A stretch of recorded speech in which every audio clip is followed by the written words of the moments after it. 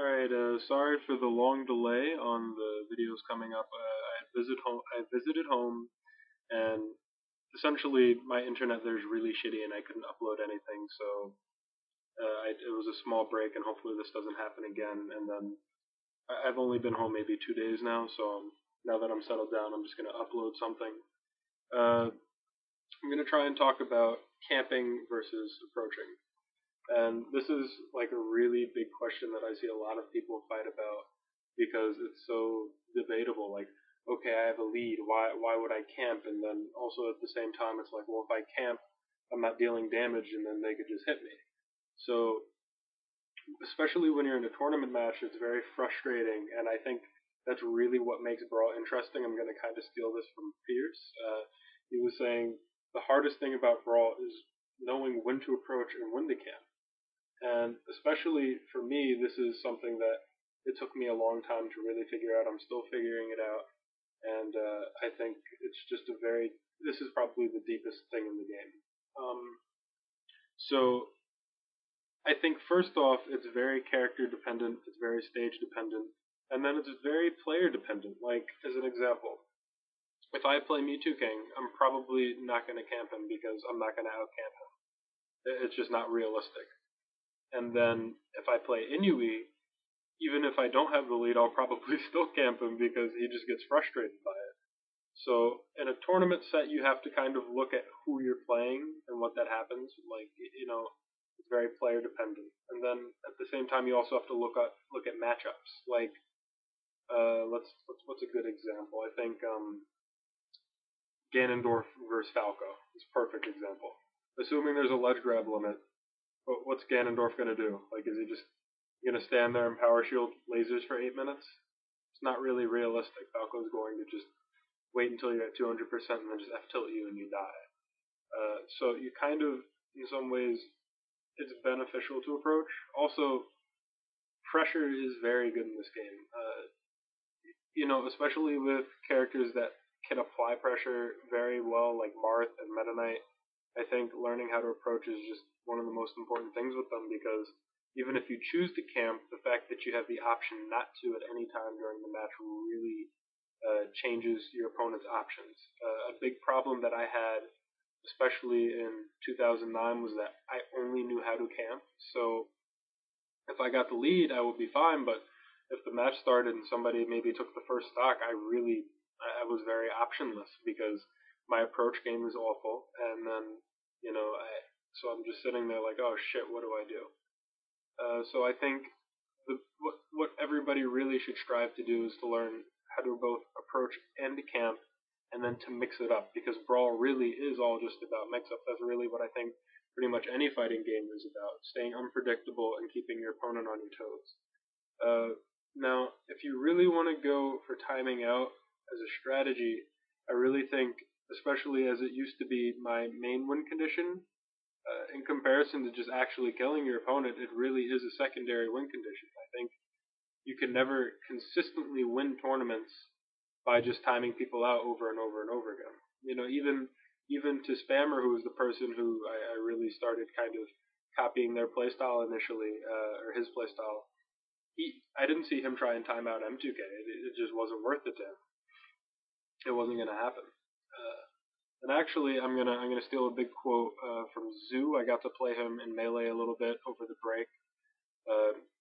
He said that this is for Melee, but I think this applies to Brawl also. Camping only ensures your victory if you're playing somebody that you're already better than. In other words, if you're playing somebody that's better than you, if you camp them, and as long as they're not mentally frustrated by it, they're going to beat you. So I think staying unpredictable and really focusing on mixing it up is the strongest point. So yeah, that kind of answers Geb's and Edicoon's and Jumpman's questions. If you want me to maybe go a little bit deeper or focus on something more specific, then talk to me about it. Speaking of, I'm kind of just skimming over Geb's post. I do think that stamina is extremely important in tournament. I already mentioned this in another time, and you can't time somebody out for an entire tournament. You will get tired by the end of it. I think I have a lot of stamina as a player, And even me, if I timed out like all of my pools matches, I did that once at like pound. The second pool, I was just my brain was fucked. I couldn't play.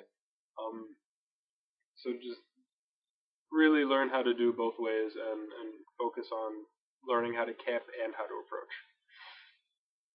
Now I'm looking at P7's post, and he said, "How do I just concentrate on one thing 100% of the time in a match?" And you know, I don't think anybody does. Every top player, sometimes just gets distracted. Every mid-level player gets distracted more, and low-level players might not even really be thinking about it at all.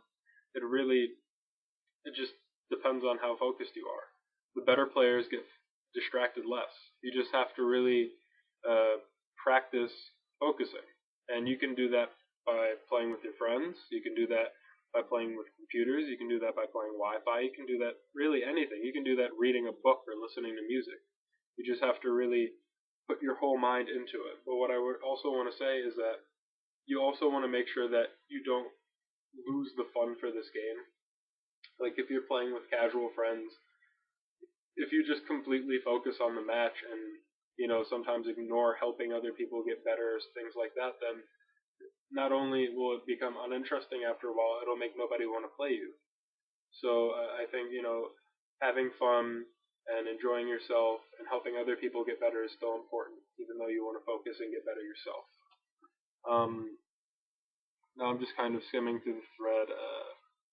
This is Kathy, and he's asking me, what do I do about low tiers and when I lose to them? Well, to be honest, I can't even think of the last low tier that I lost to ever.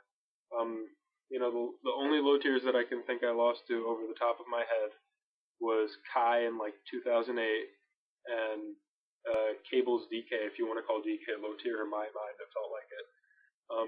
To be honest, I don't really think I have a problem versus low tiers. Like if you just generally camp them, they don't really have very many approach options. Like the main thing about low tiers is that all they can do is camp. I honestly think low tiers is probably the most boring thing in Brawl. I don't know why anybody would want to play low tiers, because all they can do is camp. No low tiers have like good approach options. Mario kind of does, but he still just has to shoot fucking fireballs in half the low tier matchups. It's really stupid. DM Brandon was going to time versus Pee-wee, and he's like the most aggressive player I've seen in my life. Look at Yoshi, look at Link, look at Jigglypuff. All they can really do is just kind of camp each other. And I think that, if you get the lead and just force them to approach you, they can't really do much. I think the better characters in Brawl actually are the characters that have the better approaching games. And that's why I think that Snake is actually really overrated right now. I think that the deeper we get into this game, the more we're going to abuse his lack of approach and just rape him for it. Okay, now I'm looking at Stacco's post, and he's asking me about traveling from Europe to America and back and forth. My opinion about U.S. versus Europe, it's really hard to say.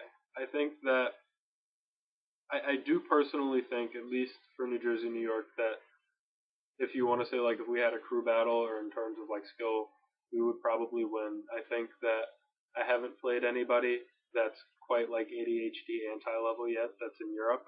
Then again, I haven't played Gluttony.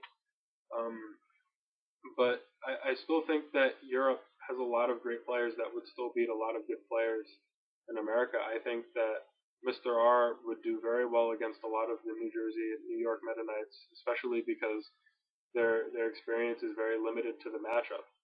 Like they have played Minty Flesh, but last time Shadow played Minty, I heard that he got the dick. I think that as far as beating New Jersey, New York Meta Knights in the Meta Knight Ditto, that's probably not going to happen for either me, Stacco, or BJ, unless we like lived at each other's house a month before going there. It's just not realistic because the Meta Knight Ditto level there is just so high. They play it every weekend, and the top 5 is pretty much almost always Meta Knights. So, I think I'm not really big on comparing skills, but I do think that both countries, or both regions, I'm not going to say countries for Europe, but specifically Netherlands, because I've gotten to play a lot of the good players there. Both both regions can do really well versus each other, but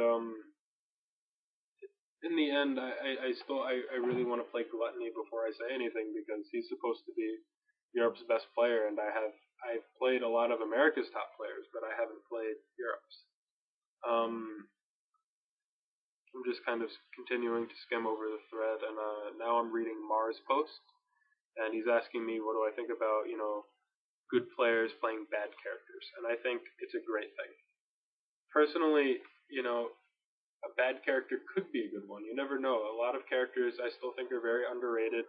I think Wolf, Fox, and Sheik are also like really, really good characters. All the space animals are just amazing, and they don't really have the characters pushing their metagame. Honestly, Sheik might be one of the hardest characters to play in this game. I personally think that Sheik is harder to be consistent with than Ice Climbers.